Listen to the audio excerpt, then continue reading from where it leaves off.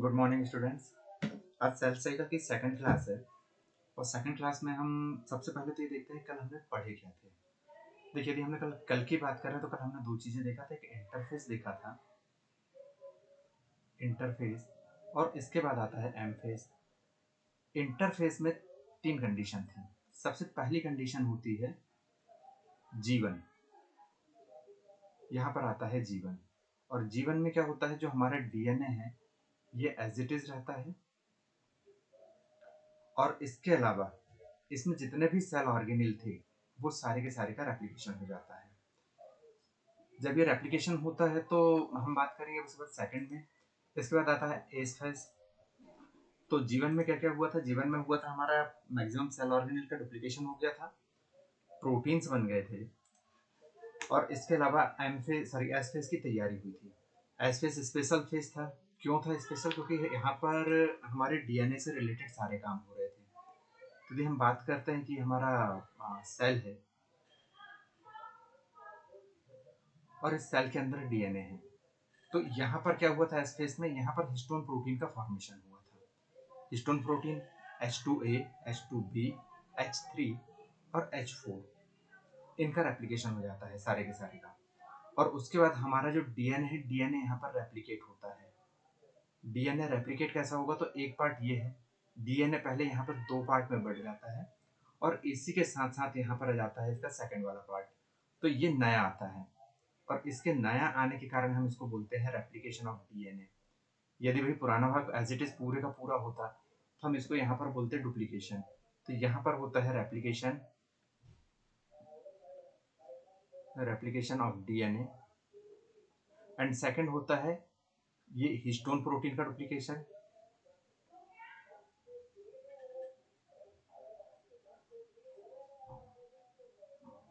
और एक और इवेंट हुआ था यहाँ पर।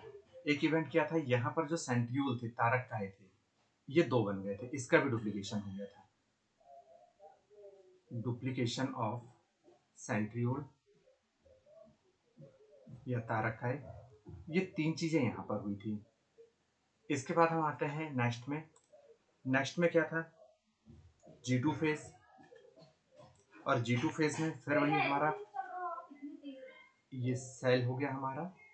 इस सेल में सारी की सारी चीजें एज इट इज थी। क्या क्या एज इट इज था?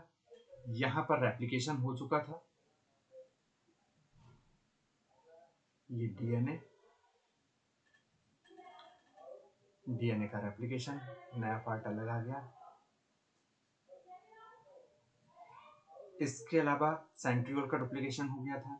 यहाँ पर जो होता है माइटोकॉन्ड्रिया बन जाता है एक, उसका डुप्लीकेशन होता है, और दूसरा होता है क्लोरोप्लास्ट या हरित लवक। ये दो चीजों का यहाँ डुप्लीकेशन हो गया था। तीसरी चीज यहाँ पर जो हुआ था वो हुआ था स्पिंडल फाइबर का फॉर्मेशन।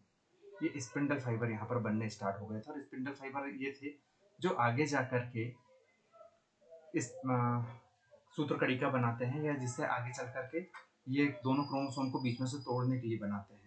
ये टिबुलिन प्रोटीन का फॉर्मेशन था यहाँ पर। Formation of टिब्यूलिन protein. इसके अलावा दो चीजें और क्या हुई थी यहाँ पर? एक हुआ था माइटोकॉन्ड्रिया, दूसरा क्लोरोप्लास्ट हरित लवक। इन दोनों का डुप्लीकेशन हो गया था। ये दिखते कैसे हैं? एक्चुअल इसकी जो इमेज आती है वो कुछ इस तरह से आती है। अब यहाँ पर देखिए, ये यहाँ पर हमको ये सेंट्रियोल आ गया, यहाँ पर सेंट्रियोल दिखाई दे रहा है। यहाँ पर दो कलर में हमें डीएनए दिखाई दे रहे हैं, एक ये ब्लू कलर का और एक रेड कलर का। तो यहाँ पर हमने जो इमेज बनाए थे इसके पहले, यदि हम इसकी बात करते हैं तो यहाँ पर ये जो चीजें दिखाई दे रही थी ये हमने सिंगल कलर से और कुछ ऐसा व्यवस्थित दिखा दिए थे ताकि समझ में आ जाए। सेकंड, यहाँ पर यदि हम बात करेंगे इस इमेज में तो देखिए यहाँ पर ये पूरा जो है क्रोमेटिन कहलाता है। क्रोमेटिन कलरफुल कलरफुल थ्रेड, मतलब एक रंगीन धागे की जैसी संरचना होती है जो आपस में उलझी हुई होती है। तो ये जो दोनों हैं, एक ये वाला भाग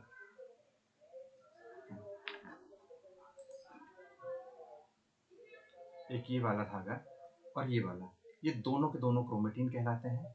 ये है न्यूक्लियर लैमिला जिसके अंदर डीएनए हमारा सेफ रहता है।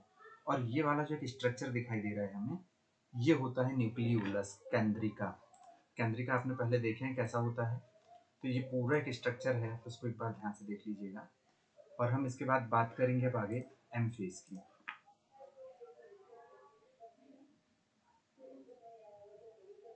एम फेज या एम प्रावस्था।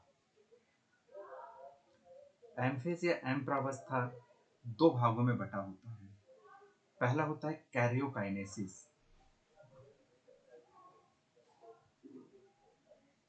और दूसरा होता है साइटोकाइनेसिस।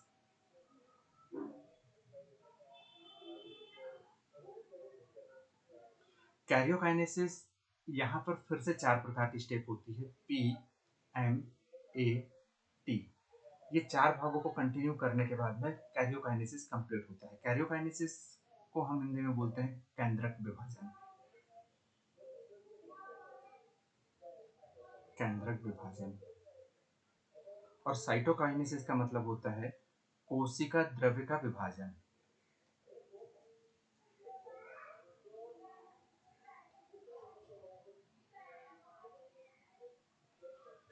हमने यहाँ पर देखा था जब इंटरफेस कंप्लीट हुआ था, तो इंटरफेस से कंप्लीट होने पर हमारा डीएनए रेप्लिकेट हो गया था। मतलब ये 1 से 2 बन गए थे, बीच में जुड़े हुए थे। उसके अलावा तारक्काई का डुप्लीकेशन हो गया था, सेंट्रियोल का डुप्लीकेशन हो गया था, ये भी 1 से 2 हो गए थे। और टिब्युलिन प्रोटीन का फॉर्मेशन हो गया था। ये आगे चल करके स्पिंडल फाइबर बनाते हैं। अब उसके बाद जैसे एम्फेस स्टार्ट होगा, तो एम्फेस स्टार्ट होने के पहले हम थोड़ी सी एक चीज और समझ लेते हैं कि जब ये रेप्लिकेशन होगा डीएनए का, तो डीएनए का जब रेप्लिकेशन होता है तो ये कुछ ऐसे भाग में बंटता है और बीच में ये चिपका रहता है। तो ये जो दोनों भाग हैं, ये दोनों भाग जो हैं ये कहलाते हैं sister chromatid. Sister chromatid. Sister chromatid यहाँ बीच में एक प्रोटीन के थ्रू चिपका रहता है। अब एक चीज हम बात करते हैं, ये 1 से 2 हुए हैं, मतलब ये कैसा होगा, इनका जो मॉलिक्यूल होगा वो सेम होगा। इनका मॉलिक्यूल सिमिलर होता है। अब हम बात करते हैं कि बीच में जो प्रोटीन जो इनको चिपका करके रखता है, ये वाला भाग, ये किस चीज का बना होता है। तो सेम मॉलिक्यूल को अट्रैक्ट करने के लिए जो प्रोसेस होती है उसे बोलते हैं कोहेसिन। और यहाँ पर ये जो अटैच होगा ये होगा कोहेसिन प्रोटीन के द्वारा। तो यहाँ पर यदि इस पे से कोई क्वेश्चन आता है तो यहाँ पर होता है कोहेसिन प्रोटीन। अभी हमने इसको थ्रेड के रूप में देखे। यदि हम बात करते हैं कि इसका स्ट्रक्चर बनने के बाद कैसा दिखेगा, या जब ये कंडेंस्ड होता है, संघनित हो जाता है, तब ये कैसा दिखाई देता है, तो एक भाग ये आएगा इसका, दूसरा भाग ये आएगा और इसके बीच में यहाँ पर होता है डीएनए। ये डीएनए। ठीक, ऐसे ही हम बात करेंगे यदि इसके दूसरे भाग की, तो एक भाग यहाँ पर ये होगा और एक भाग यहाँ पर ये होगा और इनके बीच में भी यहाँ पर भी क्या होगा, डीएनए भरा होगा। तो ये जो ऊपर की आउटलाइन है ये हमारा सिर्फ इमेजिनेशन है, ऐसा कोई आउटलाइन होता नहीं है। जब ये संघनित होता है तो कुछ ऐसा एक स्ट्रक्चर बनाता है।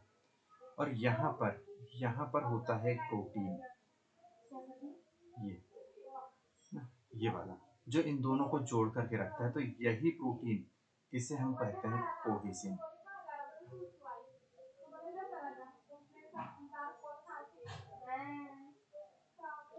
और ये जो दोनों लेग हैं, ये दोनों लेग कहलाती है सिस्टर क्रोमेटिड।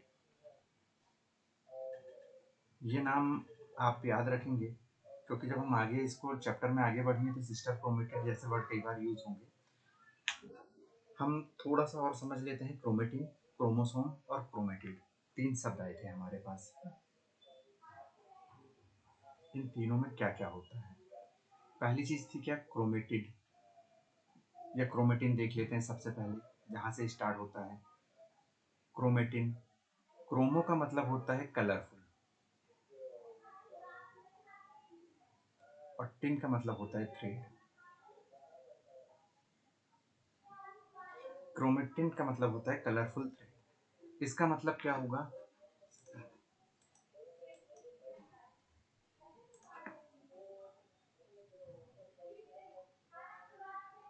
इसका मतलब ये होगा कि जो हमारा डीएनए है वो ऐसा लंबवत कहीं भी बिखरा हुआ पड़ा रहेगा। इससे बन गया था क्रोमोसोम।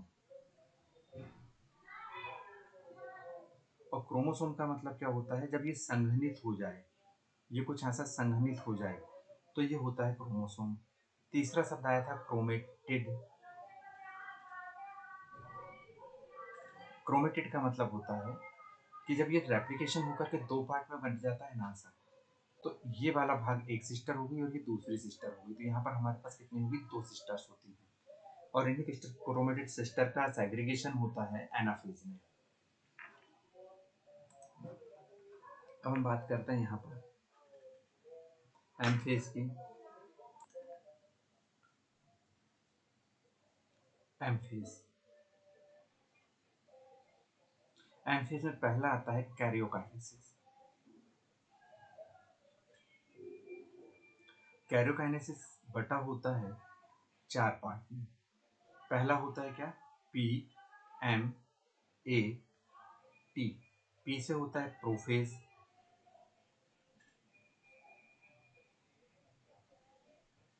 पूर्वावस्था। एम एम से होता है मेटाफेज, मध्यावस्था। ए एनाफेज,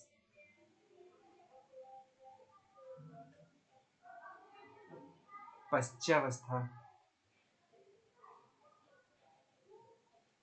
और टी टी से होता है टीलोफेज, अंत्यावस्था।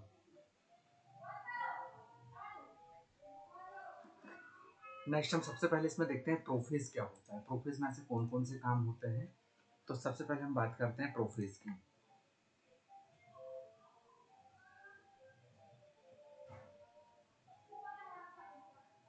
प्रोफेज में तीन स्टेप आती है, सी डी एस। अब सी डी एस में क्या क्या होगा, सी से होता है सेंट्रियोल मूवमेंट।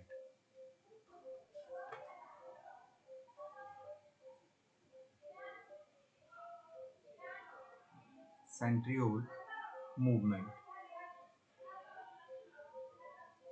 फिर बात आती दूसरे सी की। यहाँ पर होता है जो क्रोमेटिन था वो कंडेंस्ड होगा, संघनित होगा ना। क्रोमेटिन कैसा हो जाएगा, यहाँ पर संघनित होगा। Chromatin condensation.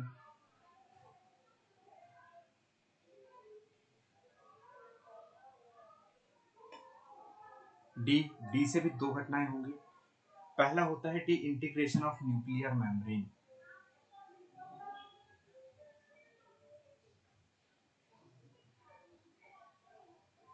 Of nuclear membrane, केंद्रक झिल्ली का टूटना। और दूसरा होता है disappearance of cell organelle.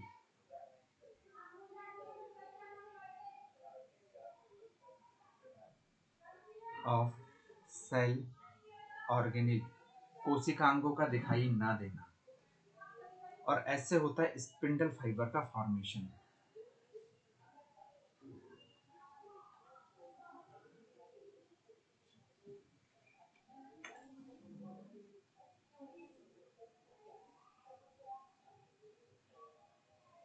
In spindle fibre formation, इतने प्रकार के काम आपके प्रोफेज में होते हैं।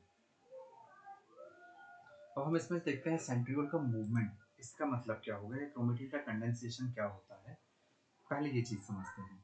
तो सबसे पहले हम बात करते हैं सेंट्रियोल मूवमेंट। चीजें हमने जो पहला पॉइंट पढ़ा था, तो ये जो जब हमारा केंद्रक था, केंद्रक के अंदर यहाँ पर क्रोमेटिन कंडेंस्ड हुए थे हमारे, इसके अंदर क्रोमेटिन था सा कंडेंस्ड हुआ हुआ। और यहाँ पर हमारे पास थे दो सेंट्रियोल। इस दोनों सेंट्रियोल का यहाँ पर मूवमेंट स्टार्ट होता है, मतलब जिस जगह पर ये अभी है वहां से थोड़ा सा आगे चले जाएंगे। ये हमारा केंद्रक हो गया। अब एक यहाँ पर था, अब दूसरा यहाँ पर आ गया। तो ये यहाँ से मूव कर रहा है, ये भी इस साइड मूव कर रहा है। ये इनका मूवमेंट स्टार्ट हो जाएगा। तारक का स्थानांतरण।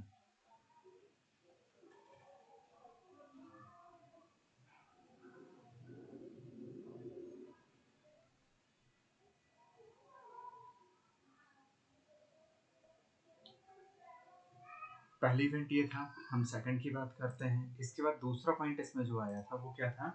Chromatin condensation. क्रोमेटिन का संघनित होना।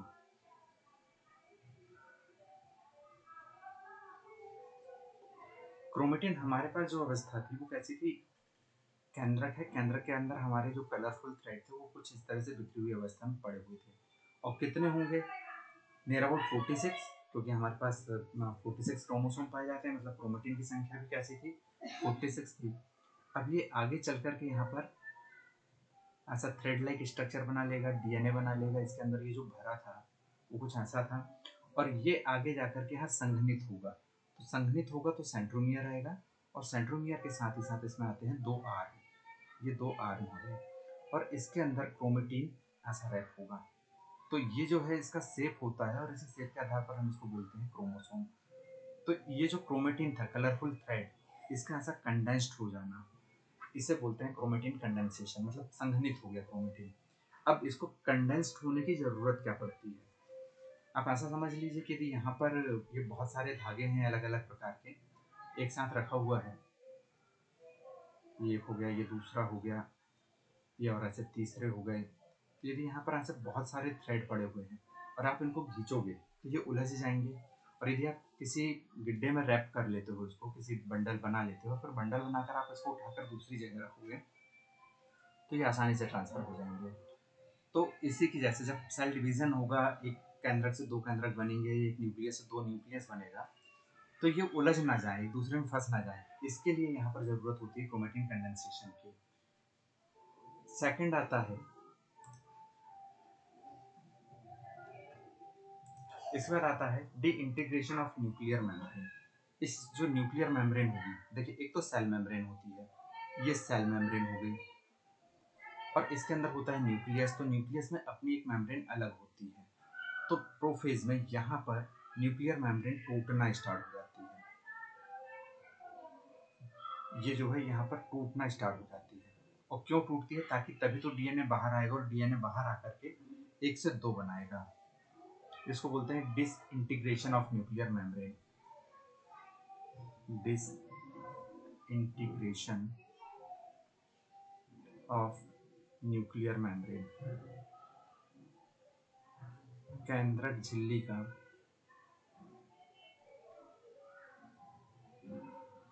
टूटना। नेक्स्ट इवेंट आ जाता है इसमें डिसअपीयरेंस ऑफ सेल ऑर्गेनेल।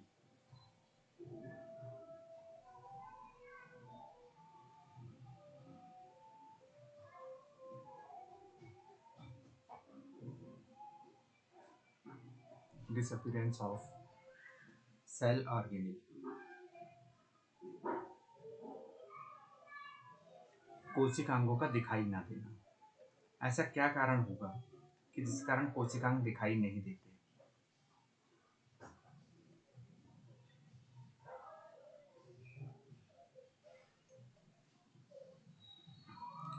ये एक फैक्ट्री है, और इस फैक्ट्री में सब बहुत सारे काम चल रहे हैं। ठीक है, बहुत सारा निर्माण हो रहा है, और यहाँ पर यदि बहुत सारा निर्माण होगा तो क्या होगा? यहाँ पर डस्ट ज़्यादा होंगे, और जब डस्ट ज़्यादा होगा तो हमें वहाँ की चीज़ें दिखाई नहीं देती। जैसे सुबह कोहरा में हमको दूर की चीज़ें दिखाई नहीं देती है, ठीक ऐसे ही हमें यहाँ पर सेल के अंदर कोई चीज़ दिखाई नहीं देती, क्योंकि यहाँ पर विस्कोसिटी बढ़ जाती है।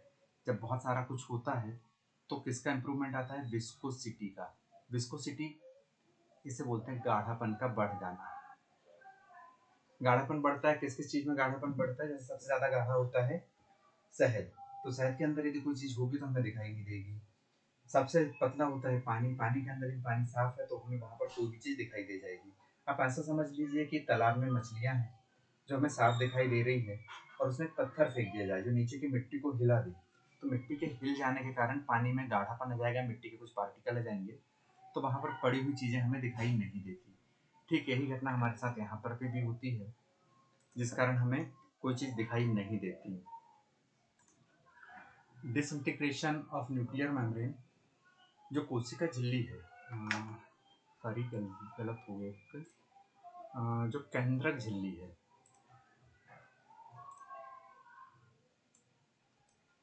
कोशिका नहीं होती है, केंद्रक झिल्ली होती है। जो केंद्रक झिल्ली होती है वो टूट जाती है, और उसके टूटने के पीछे क्या कारण होता है, कैसे वो टूटती है, किन किन कारणों से टूटते हैं। तो देखिए यहाँ पर जो हमारा न्यूक्लियस होता है, ये न्यूक्लियस का एनवेलप हो गया,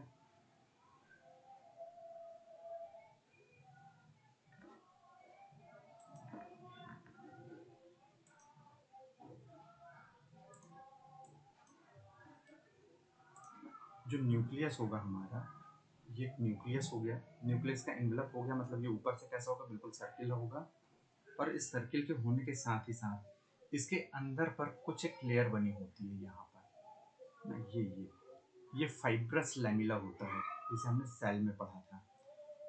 तो ये होगा फाइब्रस लैमिला, सबसे पहले ये टूटती है।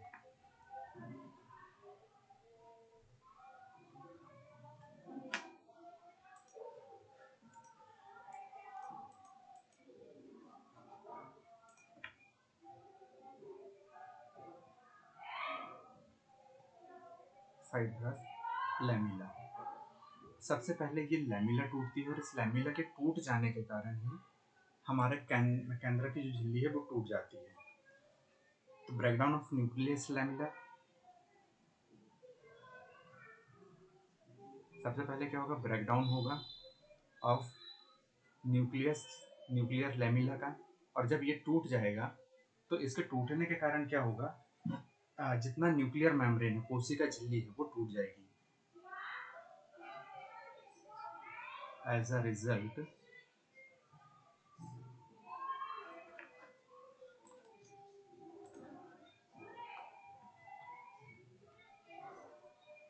as a result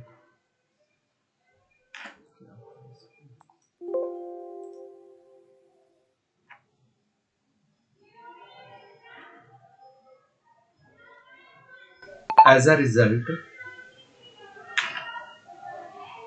इसके रिजल्ट के अनुसार फिर हमारी जो कोशिका झिल्ली होती है वो टूट जाती है। आज की क्लास यहीं कंप्लीट करते हैं बच्चों, क्योंकि यहाँ थोड़ा सा कुछ प्रॉब्लम दे रहा है मेरा सिस्टम, मैं इसे चेक करता हूँ एंड देन हम आगे का बनाते हैं। तो आज के लिए हम यहाँ तक रखते हैं। Thank you.